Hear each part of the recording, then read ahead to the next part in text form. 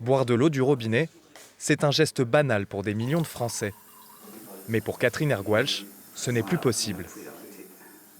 Un jour, en 2014, l'Agence régionale de santé et son laboratoire agréé sont venus faire une analyse de mon eau potable, donc au robinet de ma cuisine. Et donc là, le verdict est tombé. J'avais plus de 3 fois le taux maximum autorisé en France et en Europe.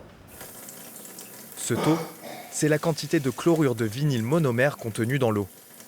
Un gaz libéré par d'anciennes canalisations en PVC et qui serait à l'origine de certains cancers. Pour éviter une contamination, la communauté de communes livre des bouteilles d'eau à Catherine. C'est pesant. Et puis c'est pas évident de transporter les packs d'eau quand il pleut. Là, moi, ça fait 3 ans qu'on me livre de l'eau de cette façon, donc oui, c'est lourd. En Sarthe, 5000 personnes seraient touchées par cette contamination de l'eau. Pour remédier à cela, une association s'est créée en 2015.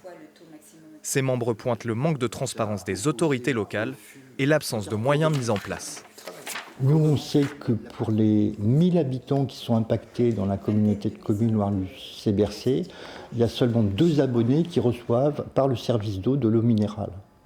Donc 2 abonnés, soit c'est trop, parce qu'il n'y a pas de risque sanitaire et il n'y a pas de raison de distribuer de l'eau minérale, soit c'est pas assez et il faut en donner à tout le monde. Les représentants de la communauté de communes disent avoir pris le problème à bras-le-corps. Depuis plusieurs années, ils purgent les canalisations pour éviter que le gaz n'y stagne.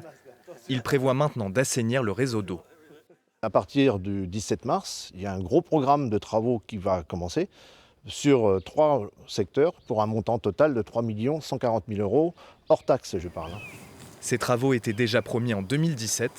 Face à ces annonces, le comité citoyen reste donc vigilant.